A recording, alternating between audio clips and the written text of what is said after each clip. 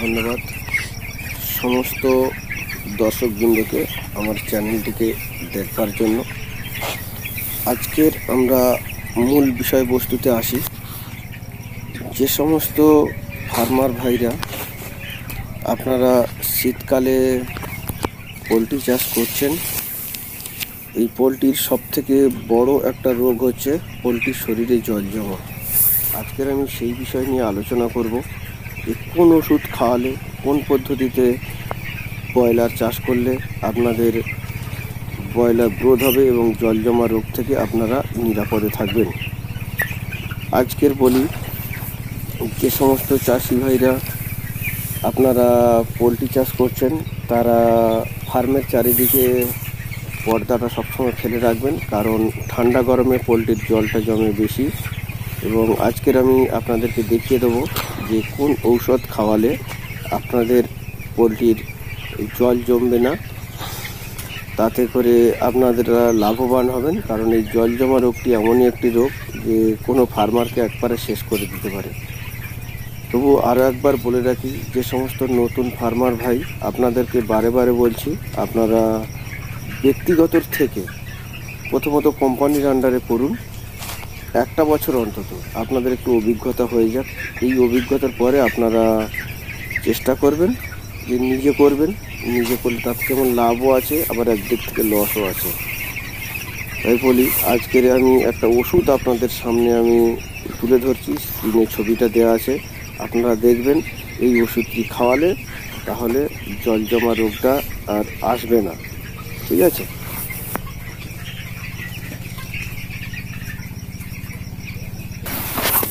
আমি স্ক্রিনে যে ওষুধটার ছবি আপনাদেরকে দেখালাম, এই ওষুধটা আপনারা নিয়মাবলী না জানলে আপনাদের একটু ভুল হবে। তাহলে বলি, এই ওষুধটি প্রথম 1 সপ্তাহ মানে 3 দিন পরে, প্রথম 3 দিনের পরে থেকে 1 সপ্তাহে 3 দিন খাওয়াবেন, যেটা 2 ঘন্টার জলে আপনারা দেবেন যেন জলটা পুরোটা খেয়ে নেয়। এবং শোধন ছাড়া জলে দেবেন। শীতকালে হলে দেবেন 1000 পাখি কি 1400 পাখির উপরে আপনারা দেবেন 150 ml। এবং যদি গরমের সময় দেন তাহলে তখন দেবেন আপনারা 75 ml, তাহলে ঠিকঠাক থাকবে। এবারে প্রতি সপ্তাহে আপনারা 3 দিন করে দেবেন, তাহলে দেখবেন আর পাখির জল জমবে না এবং জল জমা রোগ থেকে মুক্ত থাকবেন।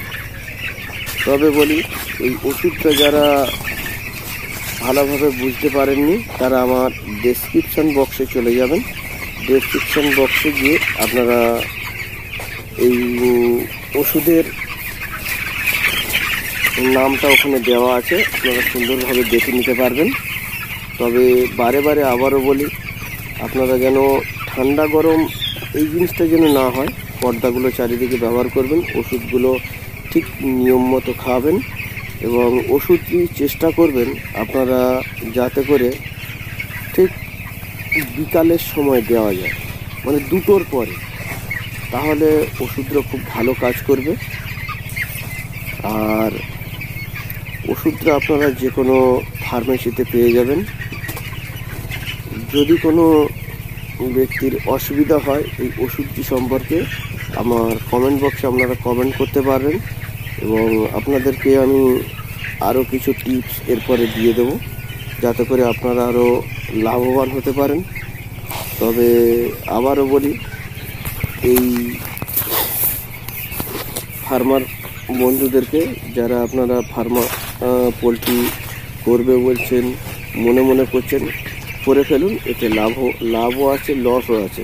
তবে আপনারা যদি কোম্পানি করেন তাহলে লাভ আছে, আর ব্যক্তিগত করলে তো লাভ আছেই, তবে একটু রিস্ক থেকে যায়। যারা নতুন তারা আপনারা আগে একটু কোম্পানির 1 বছর কাজ করে নেন, তারপরে আপনারা কাজ করলে সুবিধা হয়। তবে মনে রাখবেন, ওষুধটা কিন্তু শোধন ছাড়া জলে, মানে আমরা যেরকম জল ফিল্টার করে দিই, ওই ফিল্টার করা যাবে না, শোধন ছাড়া জলে, মানে ফিল্টার জলটাকে আমরা যেটা শোধন করি ওষুধ দিয়ে, সেই শোধন ছাড়া জলে আপনারা ওষুধটুকু দেবেন, তাহলে দেখবেন খুব ভালো কাজ হবে। ভিডিওটা যদি আপনাদের উপকারে লেগে থাকে তাহলে আমার চ্যানেলটিকে একটি লাইক করবেন, শেয়ার করবেন, সাবস্ক্রাইব করবেন। অসংখ্য ধন্যবাদ সমস্ত দর্শকবৃন্দকে। Thank you, welcome.